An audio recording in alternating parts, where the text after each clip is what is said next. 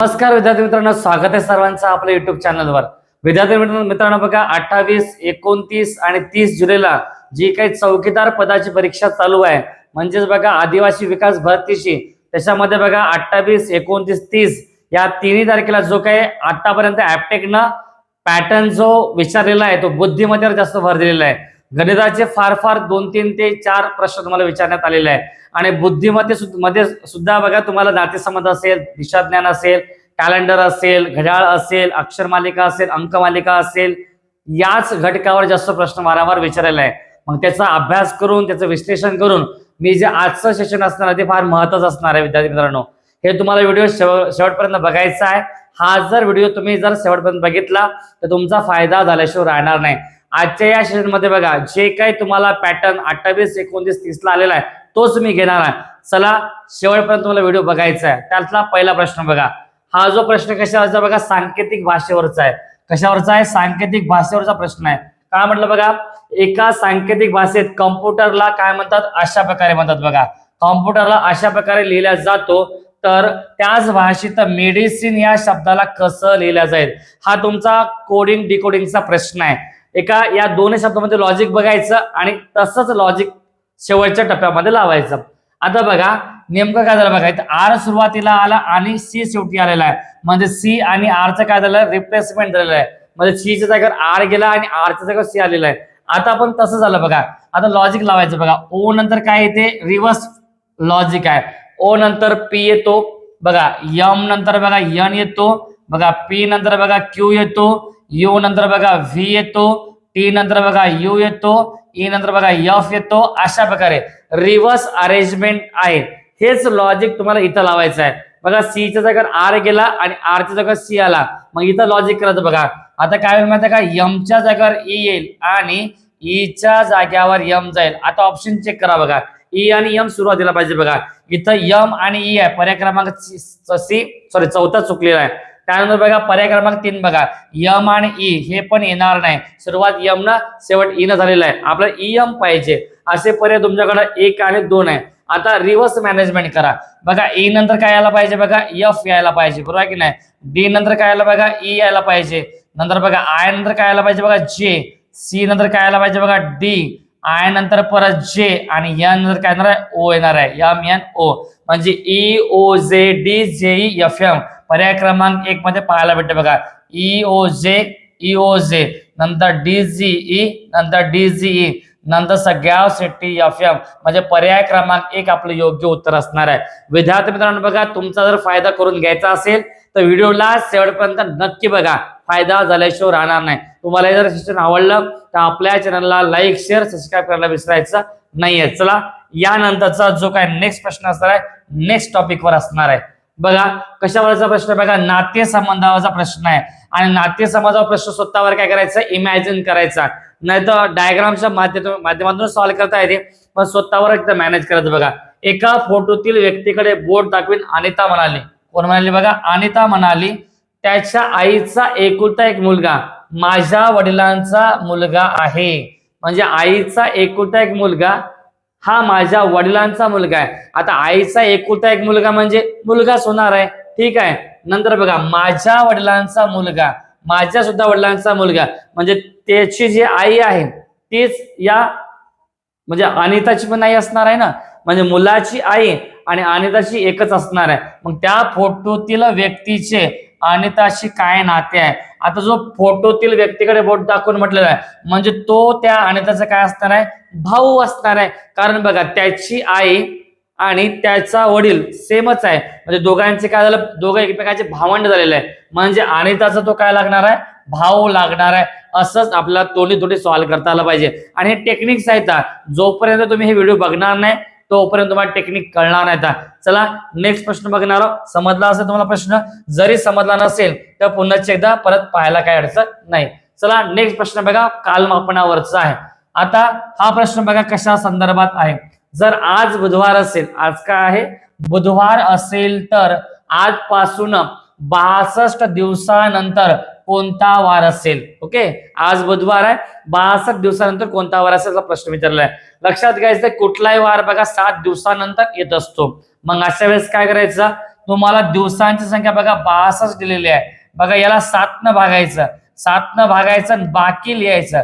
एक काम करायचं बघा, बाकी काय होईल बघा, 7 8 56, 8 भाग जातो, 62 मधून 56 गेले, राहिले 6 बाकी.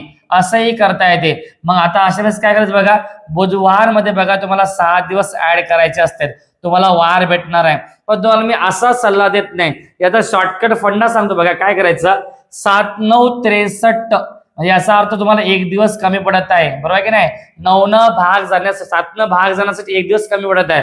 मग अशा वेळेस काय करायचं, 6 वाढवण्यापेक्षा 1 कमी करायचा. म्हणजे बुधवार मधून जर 1 कमी केला तर आपल्याला भेटणार आहे काय, मंगळवार भेटणार आहे. काय भेटणार आहे आपल्याला, मंगळवार भेटणार आहे. म्हणजे या प्रश्नाचं योग्य उत्तर असणार आहे पर्याय क्रमांक 1. विद्यार्थी मित्रांनो बघा, अशाच प्रकारे तुम्हाला जर हे सेशन आवडत असेल तर आपल्या चॅनलला लाईक शेअर सबस्क्राईब करायला नक्की विसरू नका. तुम्हाला काय माहिती आहे का, चांगला कंटेंट जर भेटत असेल तर बिलकुल बिंदासपणे बेल आयकॉन प्रेस करा आणि आपल्या मित्रांना हे लिंक शेअर करा. ओके, महत्वपूर्ण सेशन असणार आहे. चला नेक्स्ट प्रश्न बघा. जो आहे बघा अंक मालिकेवरचा प्रश्न आहे. अंक मालिका तुम्हाला दिलेला आहे. खालील अंक मालिकेतील चुकीचे पद ओळखा. काय विचारलं, चुकीचे पद ओळखा. आता याच्यामध्ये अशी अरेंजमेंट आहे की आपण ओळखायला पाहिजे. बघा मला सांगा, तुम्ही जर संख्या ऑब्झर्व केला, 63 124 215 342 28 आणि 7, बघा तुम्हाला पाहिल्याबरोबर 342 ही संख्या 343च्या जवळ आहे. ठीक आहे, काय ते बघू आपण. चला नंतर बघा 215 हे 216च्या जवळ आहे. नंतर बघा 124 125च्या जवळ आहे. नंतर 63 बघा 64 जवळ आहे. अशा प्रकारे सर्व वर्ग काय, सर्व घन संख्या आहे. बघा तुमचा हे 7चा घन आहे, बरोबर आहे की नाही. बघा 6चा घन आहे. नंतर बघा हे 5चा घन आहे. घन म्हणजे काय, एका संख्येला 3दा गुणाकार करायचा असतो. आणि बघा 64 म्हणजे काय, तुमच्या 4चा घन आहे. आता मला सांगा, 7चा घन 1 न कमी, 6चा घन 1 न कमी, 5चा घन 1 न कमी, 4चा घन 1 न कमी, अशा प्रकारे. मग आता मला सांगा, इथं 3चा घन पाहिजे आणि 1 न कमी पाहिजे, म्हणजे 27 पाहिजे ना. ओके, 1 न कमी 27 पाहिजे, म्हणजे याचा अर्थ काय, तुमचा 28 जे काय 28 संख्या काय, याचं विसंगत पद आहे, चुकीचं पद आहे. बघा असं इथं करा. परत 2चा जर घन केला, त्याच्यातून 1 जर कमी केला, 2चा घन 8 असतो, 1 कमी केला 7 येणार आहे. म्हणजे तुमचं 28 ही संख्या हे चुकीचं पद असणार आहे. विद्यार्थी मित्रांनो बघा, अशाच टाईपचे प्रश्न येणार आहेत आणि ही खात्रीशी सांगू शकतो. बघा व्हिडिओला शेवटपर्यंत बघायला विसरू नका. चला नेक्स्ट प्रश्न बघूया, याचं उत्तर असणार आहे 28. ओके, चला नेक्स्ट प्रश्न बघा, जो की असणार आहे बघा, परस्पर संबंध व अक्षरे. तुम्हाला अक्षरांची क्रमांक माहित पाहिजे. आता बघा, मी एचा क्रमांक माहित आहे मला, किती आहे, एकचा क्रमांक 1 आहे. परत जीचा क्रमांक किती आहे बघा, 7 आहे. नंतर यमचा क्रमांक किती आहे आपल्याकडे, यमचा क्रमांक आहे बघा 13. बघा 1 मध्ये 6 मिळवले, 7 झाले, प्लस 6 केले, 7 मध्ये 6 मिळवले, 13 झाले. अशा प्रकारे म्हणजे 6 6 ना प्लस होत चाललेला आहे. मग आता काय करायचं, 13 मध्ये 6 ऍड करा, म्हणजे होणार बघा 19. मग 13 19 आणि 19 असणारा काय अल्फाबेट आहे आपल्याकडे, यस अल्फाबेट आहे. ओके, म्हणजे पहिलं पद यस सापडलं, म्हणजे पर्याय क्रमांक 3 कटला, पर्याय क्रमांक 4 कटला, असं लॉजिक आहे. आता काय करायचं माहितीये का, आता दुसरं बघा, सी नंतर बघा काय ते, सी नंतर आय आला. ओके, सी नंतर काय आलेलं आहे, एक मिनिट.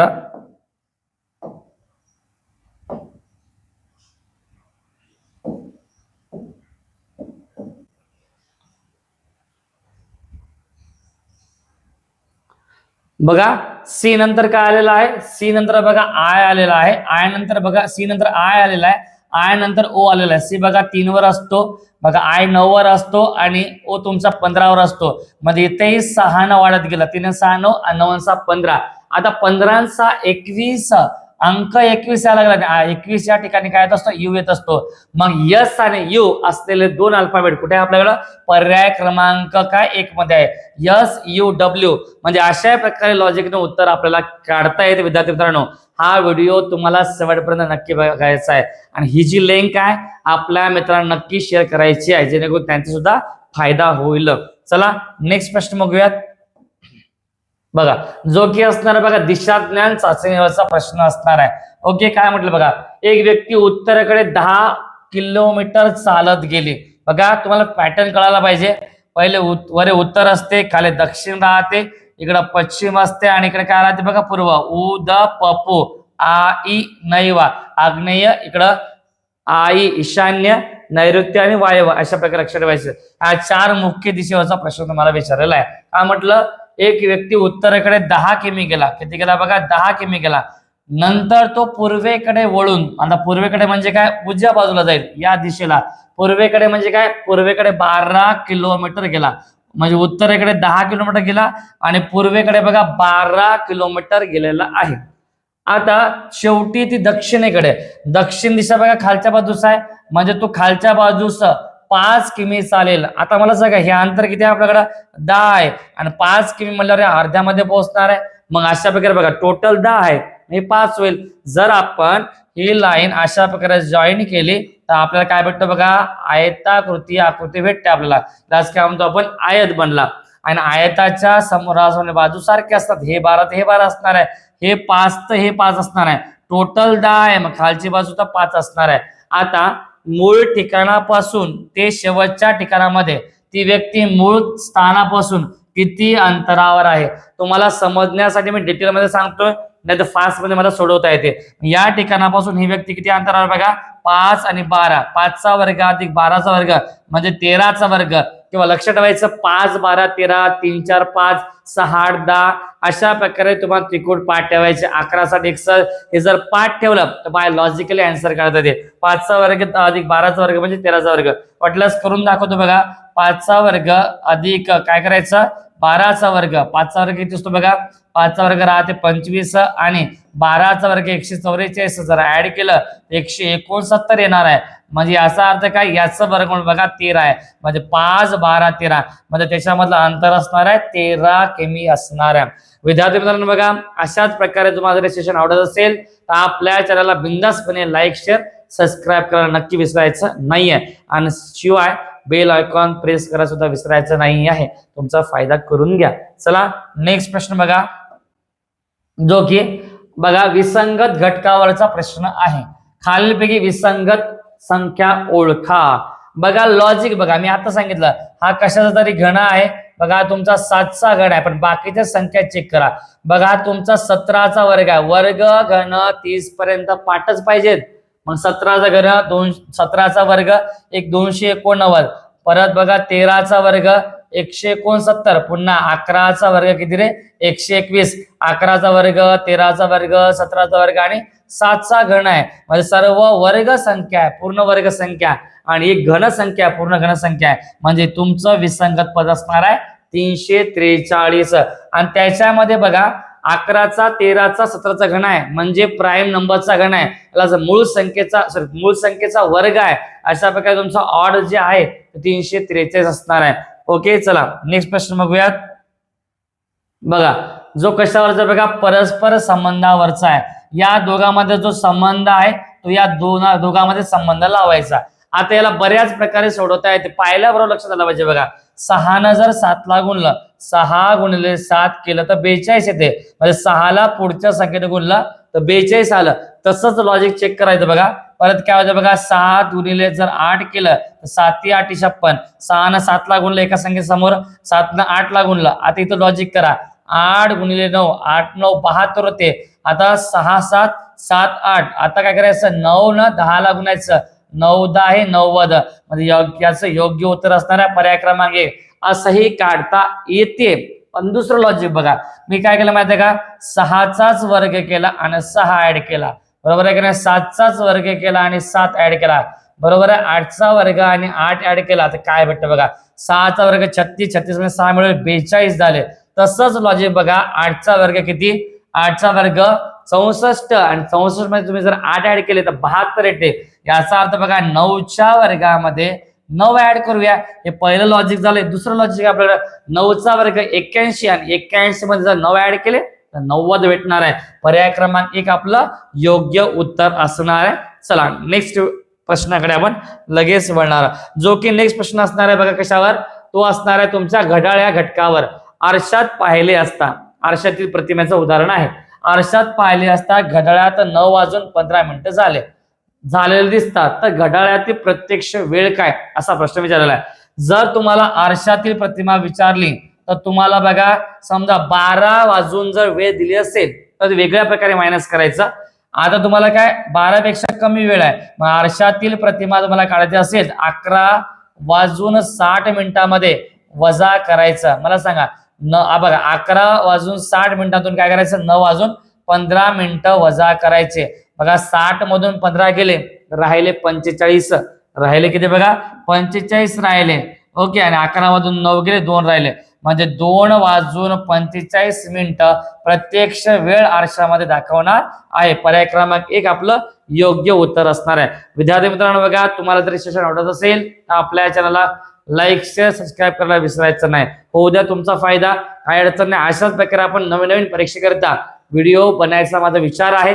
तुम्हाला जर सेशन आवडत असेल तर बिलकुल कमेंट बॉक्स मध्ये कमेंट टाकू शकता कुठल्या तुम्हाला प्रकारची व्हिडिओ पाहिजे. ओके, चला नेक्स्ट प्रश्न बघूयात. बघा जो की असणार आहे कशावर गाळलेल्या पदावर प्रश्न असणार आहे, आणि हेच तुमच्या परीक्षेकरिता प्रश्न विचारलेले आहेत याच फॉर्मॅटवर. बघा खालील मालिकेत प्रश्न चिन्ह जागी कोणती संख्या येईल असा प्रश्न तुम्हाला विचारलेला आहे. बघा तुम्ही एक संख्या जर तुम्हाला कमी कमी जर वाटत असतील तर फरक काढायचा. बघा 2 आणि 6 मध्ये फरक किती आहे 4चा आहे. 6 मधून 2 गेले 4 राहिले, 12 मधून 6 गेले 6 राहिले, 20 मधून 12 गेले 8 राहिले, 30 मधून 20 गेले काय राहिले 10 राहिले. मग 4 6 8 10, आता काय यायला पाहिजे तर 12 यायला पाहिजे. जर 30 मध्ये 12 जर ऍड केले तर आपल्याला काय भेटणार आहे 42 भेटणार आहे. 30 अधिक 12 म्हणजे किती 42 भेटणार आहे. या प्रश्नाचं योग्य उत्तर असणार आहे पर्याय क्रमांक 1 विद्यार्थी मित्रांनो. आणि बघा अशाच प्रकारे प्रश्न काय विचारतात, कारण 3 दिवसाचा मी अभ्यास केला, अनालिसिस केला, त्यामुळे याच टाईपचे प्रश्न तुम्हाला पाहायला मिळतील. तर शेवटपर्यंत व्हिडिओ तुम्हाला बघायचा आहे. ओके, चला नेक्स्ट प्रश्न बघूयात. जो की आहे बघा नातेसंबंधावरचा प्रश्न आहे. एका माणसाची ओळख करून देताना स्त्री म्हणाली त्याची पत्नीही माझ्या वडिलांची एकुलती एक मुलगी आहे. त्याची पत्नीही माझ्या वडिलांची एकुलती एक मुलगी आहे. आता बघा माझ्या वडिलांची एकुलती एक मुलगी म्हणजे मी स्वतः, आणि मी त्यांची काय पत्नी. मग त्या माणसाचे स्त्रीशी नाते काय, तो त्याचा काय असणार आहे पती असणार आहे. डायग्राम वगैरे काही काढायची गरज नाही. पुन्हा एकदा ऐका काय म्हटलं बघा, माझ्या वडिलांची एकुलती एक मुलगी म्हणजे मी स्वतःला फील करायचं, आणि त्यांची पत्नी आहे ती काय त्यांची पत्नी आहे. मग त्यांची ती पत्नी असेल तर तो तिचा नवरा असेल ना, पती असेल ना, म्हणजे पर्याय क्रमांक 1 आपलं योग्य उत्तर असणार आहे. विद्यार्थी मित्रांनो बघा अशाच प्रकारे तोंडी तुम्हाला नातेसंबंधाचे ट्रिक जर आवडत असेल, स्पष्टीकरण आवडत असेल तर बिलकुल आपल्या चॅनलला लाईक शेअर सबस्क्राईब करायला बिंदासपणे विसरायचं नाही, आणि ही लिंक आपल्या मित्रांना शेअर करायला नक्की विसरू नका. चला नेक्स्ट प्रश्न बघा, जो की असणार आहे बघा सांकेतिक भाषेवरचा शब्द रचनेवर खेळ आहे. काय म्हटलं, पांढरा म्हणजे निळा, निळा म्हणजे लाल, लाल म्हणजे पिवळा, पिवळा म्हणजे हिरवा, आणि मानवी रक्ताचा रंग कोणता. आता मला सांगा ऍक्च्युअल उत्तर काढायचं आणि त्याला काय म्हटलं बघायचं. मानवी रक्ताचा रंग असतो लाल राहतो आहे की नाही, लाल राहतो. मग लाल रंग जर असेल याचा अर्थ काय, लालला याने काय म्हटलं, लालला याने काय म्हटलं, लालला म्हणलं पिवळा. मग त्या मानवी रक्ताचा रंग काय असणार आहे, पिवळा असणार आहे. पर्याय क्रमांक 1 उत्तर पाहायला भेटणार आहे. आणि अशाच प्रकारे तुम्हाला प्रश्न विचारलेत आणि विचारणार सुद्धा आहेत व्हिडिओ. नेक्स्ट प्रश्न बघूयात. दिशाज्ञान चाचणीवरचा प्रश्न आहे. कशावरचा आहे बघा, दिशाज्ञान चाचणीवरचा. रमेश घरापासून पश्चिमेकडे 20 किमी गेला, 20 मीटर गेला, मीटर गेला. नंतर डावीकडे वळून तो 10 मीटर चालला, पुन्हा तो डावीकडे वळून 20 मीटर चालला, तर तो मूळ ठिकाणापासून कोणत्या दिशेला आहे असा प्रश्न विचारलेला आहे. मग आता बघा समजा रमेशचं घर या ठिकाणी आहे, पश्चिमेकडे गेला म्हणजे बघा दिशा कशी असते, उत्तर असते, दक्षिण असते, खाली इकडे पश्चिम असते, आणि इकडे काय राहते पूर्व राहते, अशा प्रकारे. मग तो कोणीकडे गेला बघा, तो गेला पश्चिमेकडे, म्हणजे या दिशेला गेला. किती गेला तो 20 मीटर गेला. किती गेला 20 मीटर. पुन्हा तो डावीकडे वळाला आहे की नाही. आता बघा ही दिशा काय पश्चिम आहे, हे तुमचं उजवी बाजू आहे, हे बघा तुमची डावी बाजू आहे. डावी बाजू म्हणजे बघा तो खालच्या बाजूला किती गेला 10 मीटर गेला. किती गेला 10 मीटर चालला. पुन्हा तो डावीकडे वळला. आता डावीकडे म्हणजे काय बघा, तो असा इकडे आला, ही झाली तुमची डावी बाजू. डावीकडे तो किती गेला बघा 20 मीटर गेला. म्हणजे वरचं 20 आणि खालचं 20 सेम करायचं, डायग्राम कम्प्लीट करायचं. तुमचं काय बनला आयात बनलेला आहे. आता ही बाजू 20 आहे तर ही पण बाजू 20 असणार आहे, ही 10 असेल तर ही पण 10 असणार आहे. म्हणजे आयताच्या समोराला बाजू सारख्या असतात. मग 10 10 20 20 अशा प्रकारे.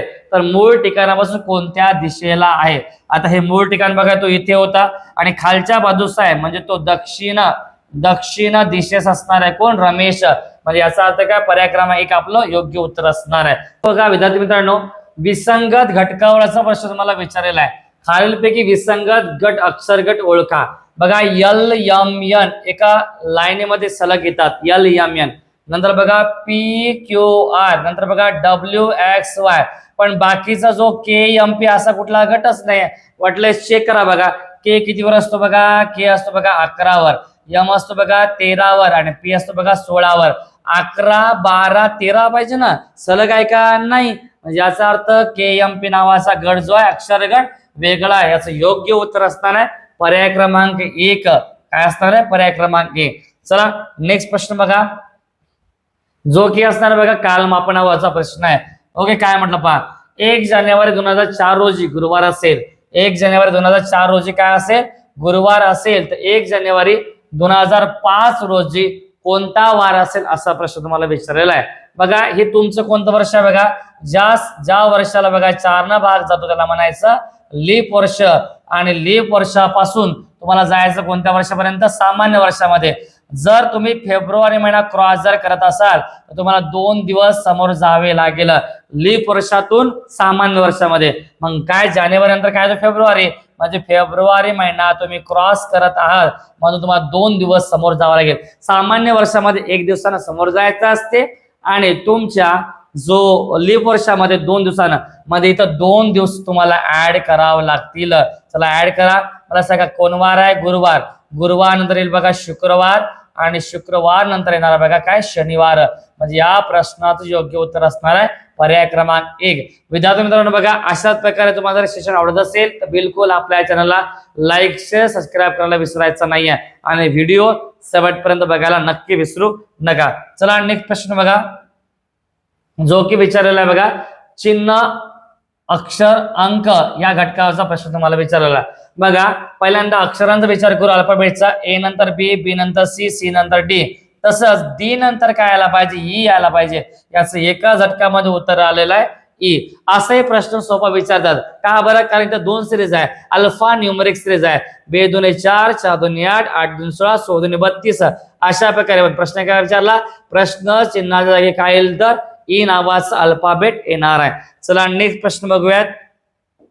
बघा जो तुम्हाला विचारलेला रांगेतील क्रमांक कशावरचा आहे? रांगेतील क्रमांक. एका रांगेत मधल्या मुलाचा क्रमांक किती आहे? 17वा आहे. किती आहे? 17वा आहे. तर त्या रांगेत एकूण किती मुले आहेत? मला सांगा मधोमध म्हणजे काय? दोन्ही साईडला सारख्या प्रमाणामध्ये आहे. म्हणजे तो जो मुलगा आहे त्याचा क्रमांक 17वा आहे. म्हणजे याचा अर्थ इकडं 16 व्यक्ती असतील ना आणि इकडं पण 16 व्यक्ती असतील. का बरं? कारण मधोमध आहे म्हणजे दोन्ही बाजूला सारखा आहे. म्हणजे इकडून पण तो 17वा असणार आहे आणि इकडून पण तो 17वा असणार आहे. बघा या बाजूला 16 झाले, या बाजूला 16 झाले, 32 झाले आणि त्याला काउंट करा. म्हणजे 32 अधिक 1 जर काउंट केलं तर 33 त्या रांगेमध्ये एकूण विद्यार्थी असणार आहे, एकूण मुले असणार आहे. पर्याय क्रमांक 1 आपलं योग्य उत्तर असणार आहे. विद्यार्थी मित्रांनो चला नेक्स्ट प्रश्न बघूयात.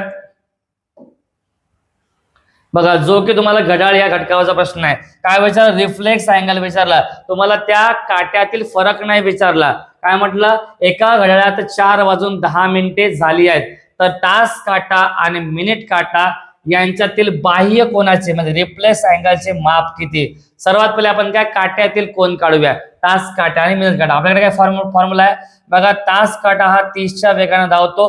फरक घ्यायचा आणि मिनिट काटा 11/2च्या वेगाने धावतो आणि फरक घ्यायचा. मग फरक म्हणजे काय? वजाबाकी करायची फक्त मोठ्या संख्येतून छोटी संख्या. मग सांगा तास किती? तुमच्याकडे 4 तास आहे.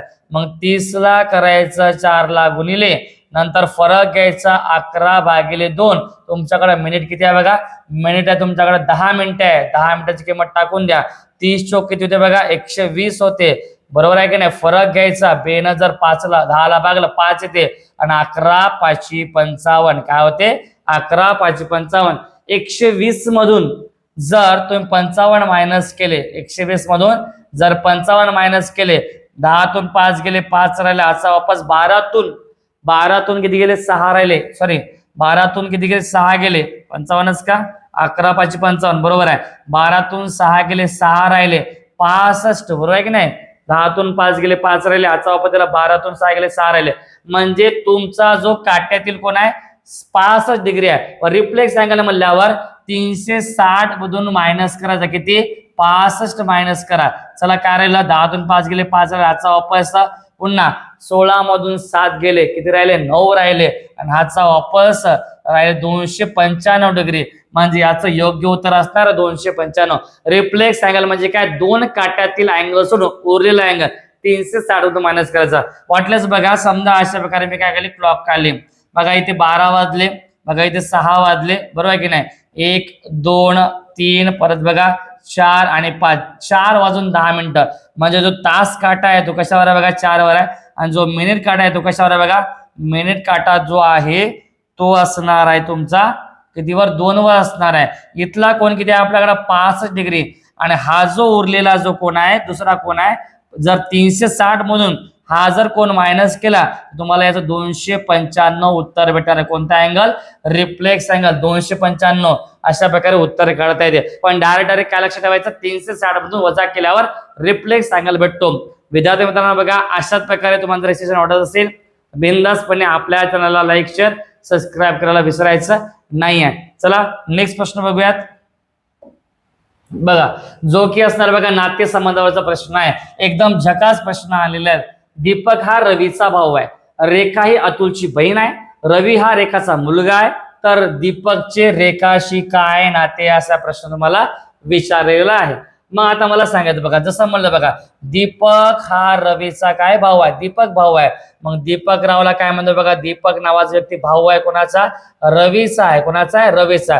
बघा तुम्हाला मी काय गोष्ट सांगतो, जर मेल असेल तर प्लस चिन्ह घ्यायचं, फिमेल असेल तर मायनस घ्यायचं, जर भावंडाचं नातं असेल तर बरोबर चिन्ह घ्यायचं, जर नवरा बायकोचं चिन्ह असेल तर काय क्रॉस घ्यायचं, नवरा बायको जर असेल तर क्रॉस घ्यायचं, आणि जनरेशन खालवर जात असेल अशी रेष ओढायची. अशा प्रकारे आपण नोटेशन करतोय. दीपक हा रवीचा भाऊ आहे, हा आरवी म्हणजे काय रवीचा भाऊ आहे. आता बघा दीपकची रवीची लिंक या वाक्यामध्ये सापडत नाही, इथं नवीनच नाव आले रेखा आणि अतुल. अशा वाक्याला काय करायचं, स्किप करायचं. आता बघा रवी हा रेखाचा मुलगा आहे. आता हा जो रवी आहे ना तो काय रेखाचा मुलगा आहे, म्हणजे रेखा काय झाली त्याची आई झालेली आहे, काय झाली त्याची आई झालेली आहे. याचा अर्थ तर दीपकचे रेखाशी नाते काय, या वाक्याची काही गरज नाही. काय म्हटलं, रवी हा दीपक हा रेखाशी काय संबंधित आहे. बघा रेखाचा मुलगा कोण आहे, रवी आहे, आणि रवीचा भाऊ कोण आहे, दीपक आहे, किंवा दीपक हा रवीचा भाऊ एक भाऊ आहे. तर म्हणजे रेखाचा हा दीपक काय असणार आहे, मुलगा असणार आहे. या वाक्याची काय गरज आहे का, नाही. अशा प्रकारे तुम्हाला प्रश्न परीक्षेत विचारत आहेत, त्यामुळे हा व्हिडिओ तुम्ही शेवटपर्यंत बघायला नक्की विसरायचं नाही. जर हे सेशन आवडत असेल तर आपल्या चॅनलला लाईक शेअर सबस्क्राईब करायला नक्की विसरायचं नाहीये. चला नेक्स्ट प्रश्न बघा, जो की विचारायला कशा दिशा ज्ञान चाचणीवरचा. थोडा वेगळा प्रश्न आहे, पाहून घ्या. काय म्हटलं, सूर्य मावळताना म्हणजे सूर्यास्ताच्या वेळी. मला सगळं सूर्यास्ताच्या वेळी म्हणजे तो सूर्य बघा पश्चिम दिशेला असेल, सूर्य अमोल सूर्याकडे तोंड करून उभा होता, तर त्याच्या डाव्या हाताला कोणती दिशा असेल. सर्वात पहिले बघा दिशा बघू आपण. उत्तर वर असते, खाली दक्षिण राहते, इकडं पश्चिम राहते, आणि इकडं पूर्व राहते.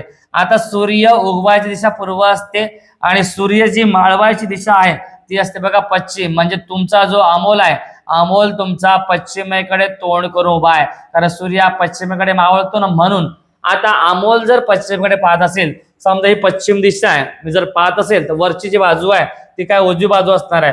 पण तो डाव्या हाताला कोण दिशा आहे, म्हणजे ही उजव्या साईडची वरची दिशा झालेली आहे, म्हणजे उजवी बाजू, खालची डाव्या बाजू, म्हणजे त्याच्या डाव्या बाजूला काय असणार आहे, दक्षिण दिशा असणार आहे. पर्याय क्रमांक 1 आपलं योग्य उत्तर असणार आहे. चला नेक्स्ट प्रश्न बघूयात. बघा तो कशावरचा बघा, अंक मालिकेवरचा प्रश्न मला विचारलेला आहे.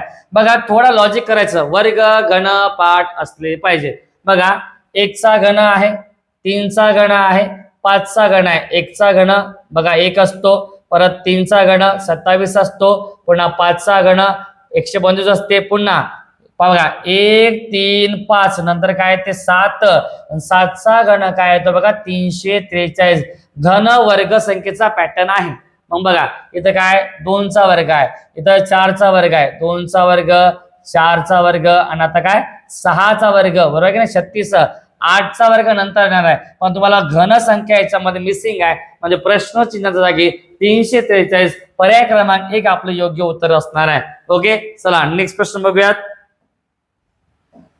बघा कशा संदर्भात बघा सांकेतिक भाषेवरचा प्रश्न तुम्हाला विचारलेला आहे. काय म्हटलं, ए ला 1 जर म्हणलं असेल, ए ला 1 जर म्हणलं असेल तर फॅटला 27 म्हणलं असेल तर फेदला काय म्हणलं असेल, FAITH. बघा ए ला तर क्रमांक एकच असतो, म्हणजे याचा अर्थ एक लॉजिक आहे बघा, ए चा जर एक क्रमांक असेल तर बाकीचा तुम्हाला अल्फाबेटचे क्रमांक आपोआप यायला पाहिजे. मग बघा एफ चा क्रमांक काय असतो बघा 6 राहतो, बरोबर आहे की नाही. एक ए चा क्रमांक बघा 1 असतो आणि टी चा क्रमांक 20 असतो बघा, T20 आहे की लक्षात ठेवायचं. मग तसंच लॉजिक करा बेरीज काय 6 आणि 1 7, 7 आणि 20 किती 27, 27 बेरीज म्हणजे बेरीजच केलेली आहे असं लॉजिक आहे बेरजेचं. मग इथं बेरीज करा काय ते एफ ला क्रमांक 6 असतो, ए ला क्रमांक काय राहतो 1 राहतो, आय ला क्रमांक 9 असतो, टी ला क्रमांक 20 असतो आणि एच ला क्रमांक 8 असतो. बेरीज करा 6 आणि 1 7, 7 आणि 9 16, 16 आणि 20 किती रे 36, 36 आणि 8 44. म्हणजे या प्रश्नाचं योग्य उत्तर असणार आहे पर्याय क्रमांक 1. विद्यार्थी मित्रांनो जर हे तुम्हाला सेशन आवडत असेल तर आपल्या चॅनलला लाईक शेअर सबस्क्राईब करायला विसरायचं नाहीये. चला नेक्स्ट प्रश्न बघूयात. बघा जो की प्रश्न कशावरचा, अक्षर अंक चिन्ह मालिका, याला म्हणतात अल्फा न्यूमरिक सिरीज. म्हणजे काही अक्षर असतील, काही अंक असतील आणि काही चिन्ह असतील. काय म्हटलं बघा हे सरळ सिरीज बघायचीच नाही, काय म्हटलं त्याच्यावर फोकस करायचा. मालिकेत डावीकडून 10व्या घटकाच्या उजवीकडे 5वा घटक, म्हणजे पहिले 10 घटक मोजायचे नंतर त्याच्या उजवीकडे 5, असा गोंधळ करायचा नाही. एक लॉजिक सांगतो बघा, तुम्हाला जर डावी बाजू दिली असेल, उजवी बाजू दिली असेल किंवा डावी दिली असेल किंवा उजवी दिली असेल, बघा डावी आणि उजवी जर दिली असेल किंवा उजवी आणि डावी दिली असेल ऑलवेज बेरीज करायची. जर वेगळ्या दिशा असेल तर बेरीज करायची, सारख्या दिशा असेल तर वजाबाकी करायची आणि सारख्या दिशा असेल तर वजाबाकी करायची. आता बघा लेफ्ट साइड किती आपल्याकडं, डावीकडून 10वा अंक जे काय असेल काय घटक असेल आणि उजवीकडून किती 5वा घटक आहे. बेरीज करा 10 आणि 5 किती 15, 15वा जो घटक असणार आहे तो उत्तर असणार आहे. म्हणजे 15वा घटक विचारला, मग मोजायचं किती बघा 3 3चा गट करायचं, 3 6 9 12 आणि 3 15, म्हणजे स्टार जो चिन्ह आहे तेच 15व्या ठिकाणी येणार आहे, म्हणजे 15वा घटक असणार आहे स्टार. ओके चला हा अल्फा न्यूमरिकचा प्रश्न होता. ओके हा प्रश्न झाला की यानंतर शेवटचा प्रश्न आहे विसंगत घट ओळखा, विसंगत घटक ओळखा आणि अंकावरचा प्रश्न आहे. काही सिरीजवरचे काही अंकावरचे प्रश्न घेतलेले आहेत.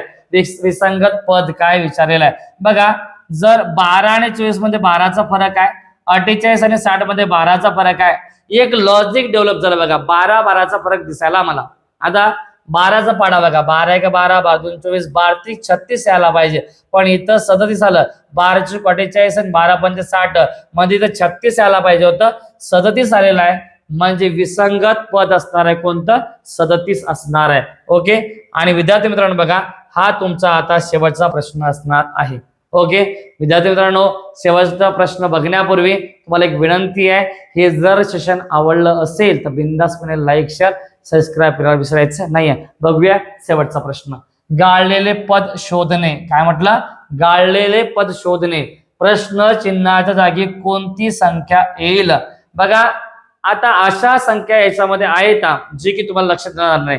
बघा आता जर तुम्ही हे 3 कशा सोबत आहे 10 बघा 29 66, 66च्या अगोदर पूर्ण घनसंख्या किती आहे 64 आहे. 29 जवळ बघा 27 आहे, पुन्हा 2च्या जवळ बघा 8 पूर्ण घनसंख्या आहे. नंतर बघा याचं काय काय 1चा घन आहे, म्हणजे 1चा घन केला आणि 2 ऍड केले, 1चा घन केला आणि 2 ऍड केले म्हणजे 3 संख्या भेटली. पुन्हा काय 2चा घन केला, काय म्हणतो मी शेवटी बघा समजा 2चा घन केला, 1चा घन केला आणि 2 ऍड केले. समजा 2चा जर घन केला 8, 8 मध्ये 2 ऍड केले आपल्याला काय भेटते 10 भेटते. 1चा घन केल्यावर 1 भेटते, 2चा घेणार 8 भेटते, बरोबर की नाही. 3चा घन केल्यावर काय भेटते 27 भेटते आणि 4चा घन केल्यावर काय भेटते 64 भेटते. मग आता प्रत्येकामध्ये इथं 2 ऍड केला, इथं 2 ऍड केला, इथे 2 ऍड करा, म्हणजे 27 आणि 2 29, पुन्हा 64 मध्ये 2 ऍड केले 66 झाले. घन करा 2 ऍड करा, घन करा 2 ऍड करा. प्रश्न काय विचारला 1चा घन, 2चा घन, 3चा घन, 4चा आणि 5चा घन. 5चा घन असतो 125. ठरल्याप्रमाणे 2 ऍड करा 127 येणार आहे. म्हणजे या प्रश्नाचं योग्य उत्तर असणार आहे पर्याय क्रमांक 1 127. विद्यार्थी मित्रांनो, जे काही प्रश्न तुम्हाला या परीक्षेकरता विचारतात त्याच अनुषंगाने मी प्रश्न घेतलेला आहे. हे जर सेशन तुम्हाला आवडलं तर बिंदासपणे आपल्या चॅनलला लाईक शेअर सबस्क्राईब करायला विसरायचं नाही. भेटूया नेक्स्ट